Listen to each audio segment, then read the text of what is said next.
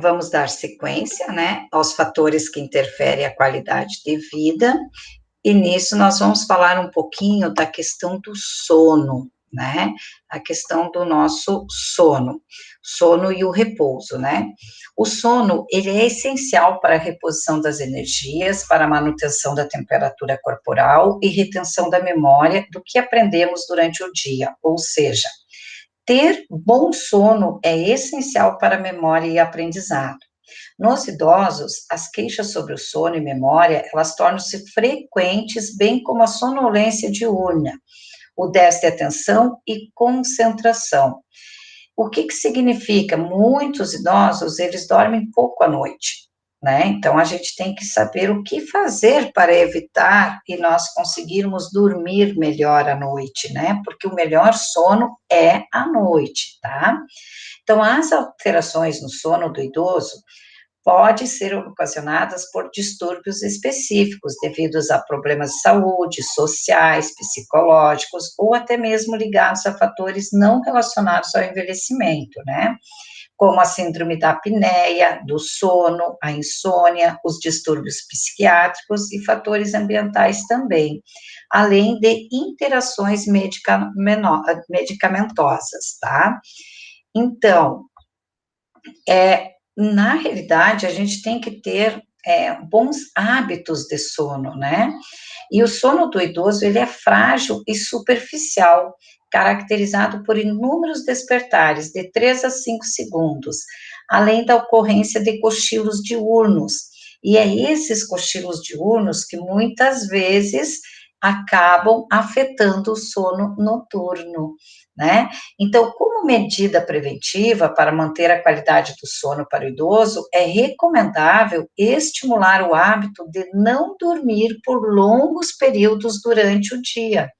Não usar substâncias estimulantes, como café, refrigerantes, até 2 horas antes de dormir, e não deitar sem sono, certo? Então, a gente tem que ter alguns hábitos relacionados ao sono, que o sono, ele é fundamental para a nossa manutenção da saúde também, tá?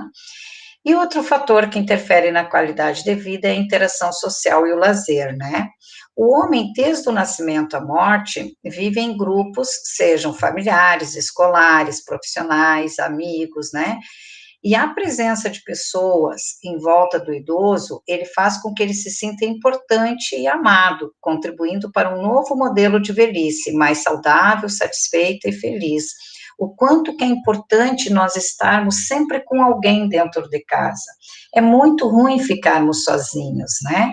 Então, o ficar sozinho muitas vezes leva à depressão, por isso que a interação social é muito importante. E o tempo livre associado ao lazer é hoje uma preocupação de qualidade de vida, e participar individualmente ou em grupo de diversão e recreação de que gosta é elemento importante e oportunidade para o desenvolvimento pessoal. Então, é muito importante nós estarmos inseridos em algum grupo, né?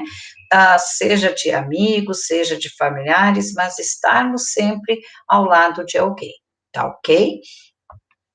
E agora, nós vamos ver, agora eu puxo um pouquinho as orelhas, ai, ai, ai, né?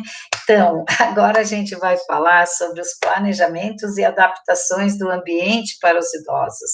É os cuidados que nós temos que ter para evitarmos as quedas, né, na terceira idade, que as quedas são muito comuns, né?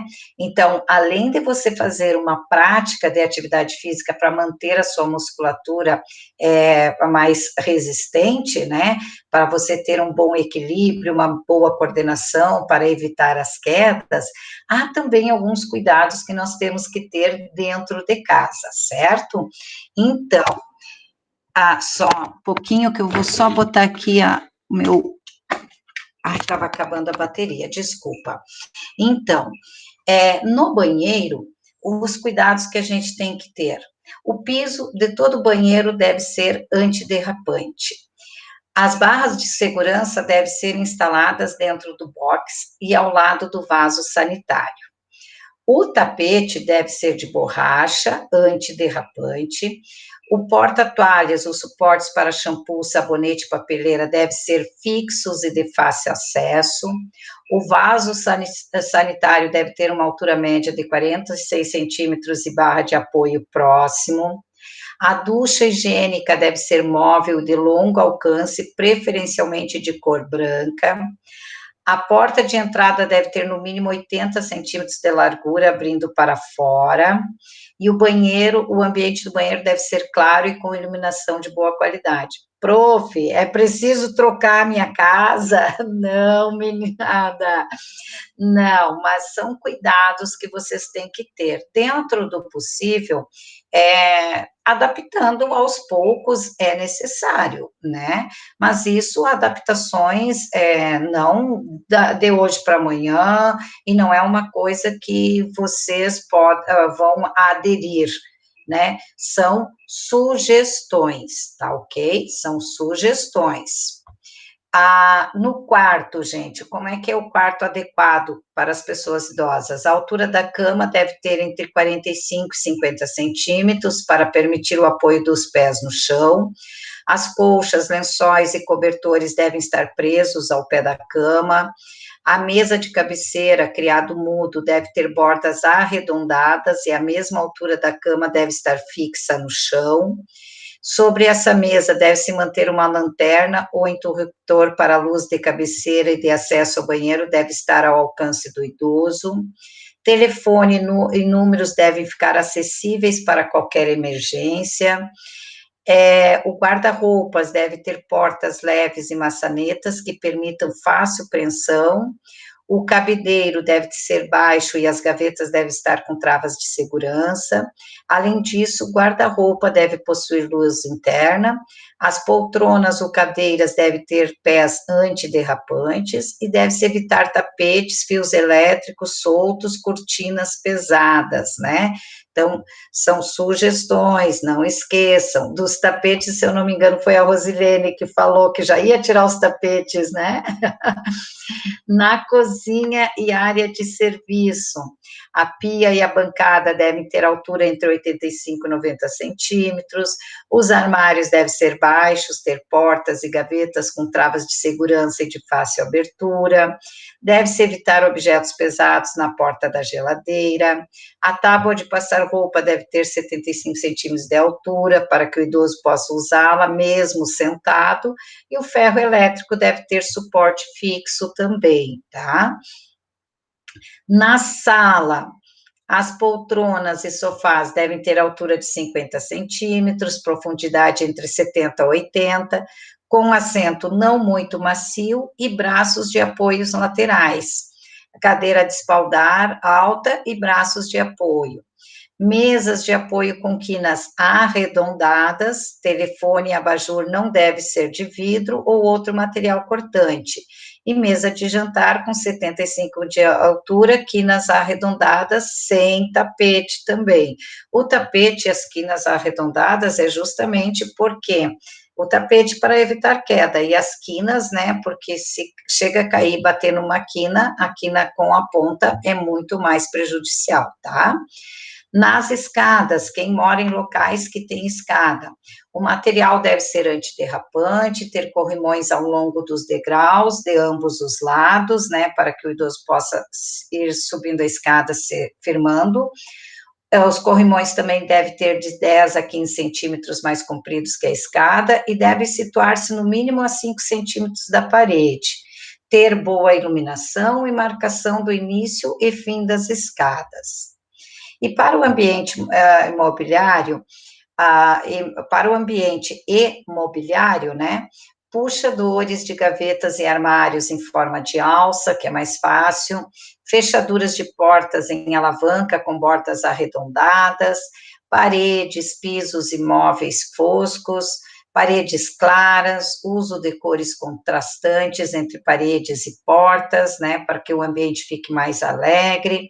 Os pratos e toalhas para idosos com diminuição da visão devem ser de fácil manutenção e limpeza, e todos os demais objetos de uso frequente devem ser de fácil acesso também. E algumas sugestões de objetos, né? Relógio, telefone, calendário deve ter números grandes.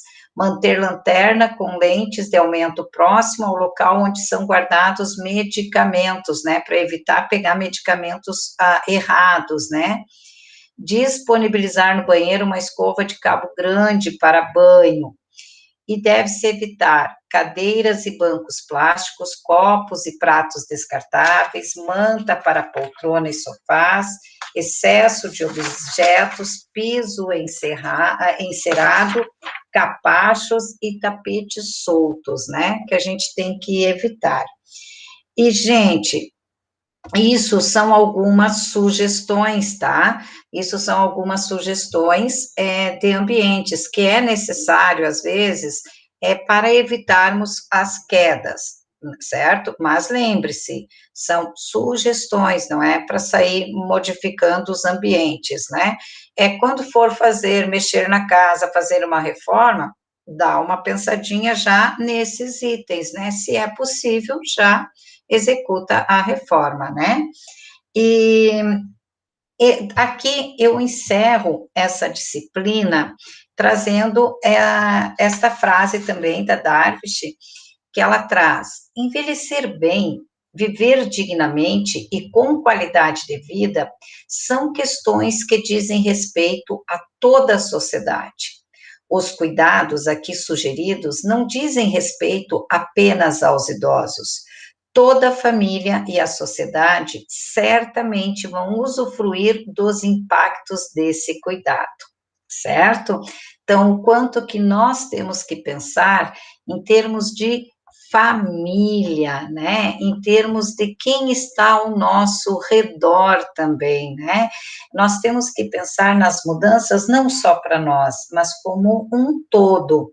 E se pensarmos como um todo, a gente observa os bebês, quando estão na fase do engatinhar e do caminhar, né, os nossos netos, quanto cuidado a gente não tem com os nossos netos para não bater numa quina, para não resbalar num tapete, né? E aí, essa situação vai aparecer aonde? Lá na terceira idade também. Então, eu digo, são coisas que às vezes a gente faz, né? Tem na nossa casa, para um bem-estar, para ter um ambiente mais agradável, mas são coisas que podem sim ser prejudiciais, tanto para as crianças como para os idosos, e para os adultos também, né, porque às vezes os adultos também tropeçam nos tapetes, batem nas quinas, né, então são cuidados que a gente tem que ter, tá ok?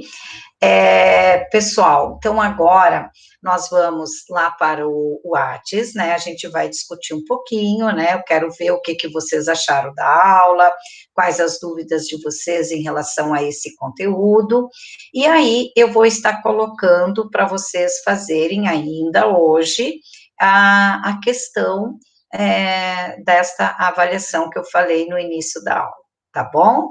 Então, aguardo vocês no Whats. Foi um prazer estar com vocês nesses 5 dias aí. E logo, logo a gente se retorna e esperamos retornar em agosto, né, já presencial, tá bom? Um beijo bem grande para vocês. Espero vocês lá no Whats, tá?